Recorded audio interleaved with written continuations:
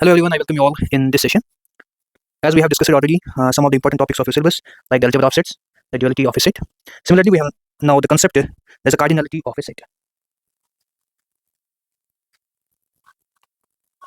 So what is the cardinality of a set? The cardinality of a set is defined as the total number of unique elements in the set. So we will write that the total number of unique elements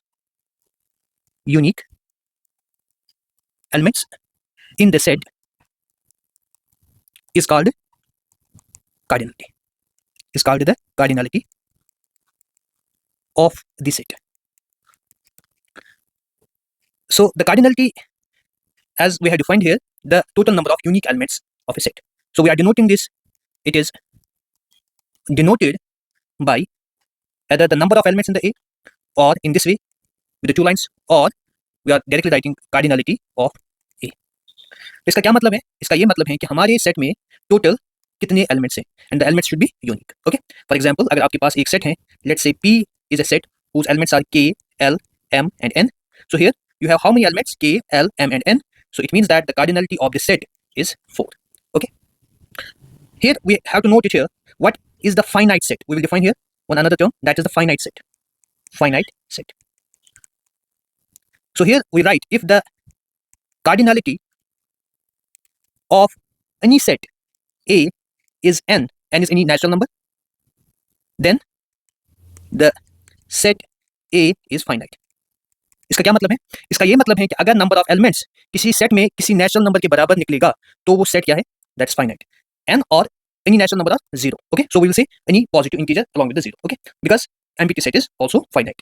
इसका मतलब क्या है?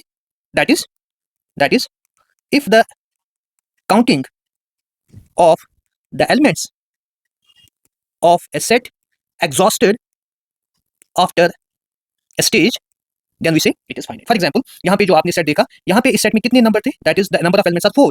So that is a natural number. So that means this P is finite. Otherwise the set is infinite. अगर ये finite नहीं होगा तो infinite होगा. ठीक है?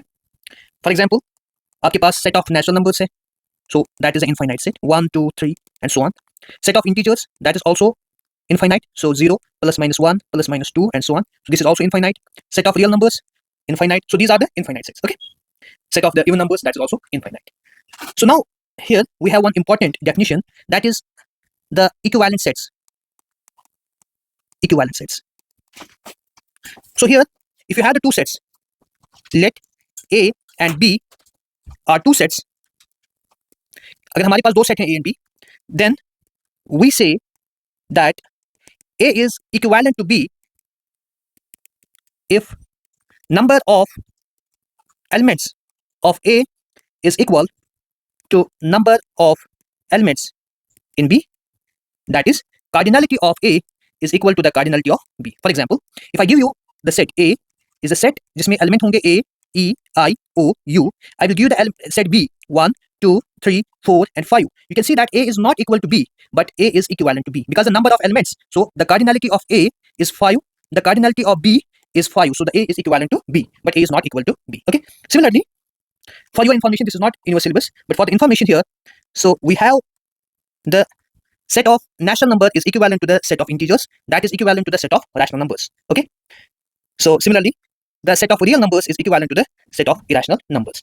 So this is what we are calling as a countable set or countably infinite, and this one is called uncountable set. Okay.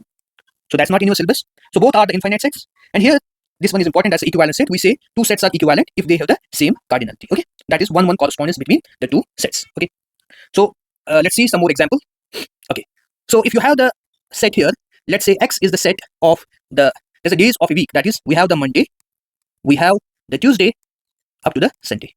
So you can see that this is finite because the number of elements are here 7. So the cardinality we can write it as 7. So X is finite. Similarly, if you have the set as, let's say, Z is a set of elements such that X square is equal to 9 and 2x is equal to 8. So X has a two condition, X square should be 9 and 2x is equal to 8, and X belongs to R, means it is a real number. So what we will do, we will solve this one. So that is X square is equal to 9 implies X is equal to plus minus 3, 2x is equal to 8 implies x is equal to 4. So the condition should be common. So here we are getting x as 3 and minus 3. Here we are getting the 4. So 4 is not neither equal to plus 3. It is not equal to minus 3. So there is no element which satisfies the both. So this one is empty set. Okay, this one is empty. Similarly, if you have the set, for example, A to be 1, 5, 7, and 11, you can check that the cardinality of this set is 4, and the power set of A, as it is the set of all the subsets, so you can check it has a 5 as one set, and similarly it has the 1, 5, and so on. So as the cardinality of the set is 4, so the cardinality of the power set of this A is 2 raised to the power 4. So you know this formula. If any set A has the cardinality n, then the cardinality, that is the number of elements in its power set, so the cardinality of power set is 2 raised to the power n. Okay. So this was about the cardinality of a set. So now in the next lecture, we will see what is the Cartesian product of the two sets. So please share the video. Thank you very much.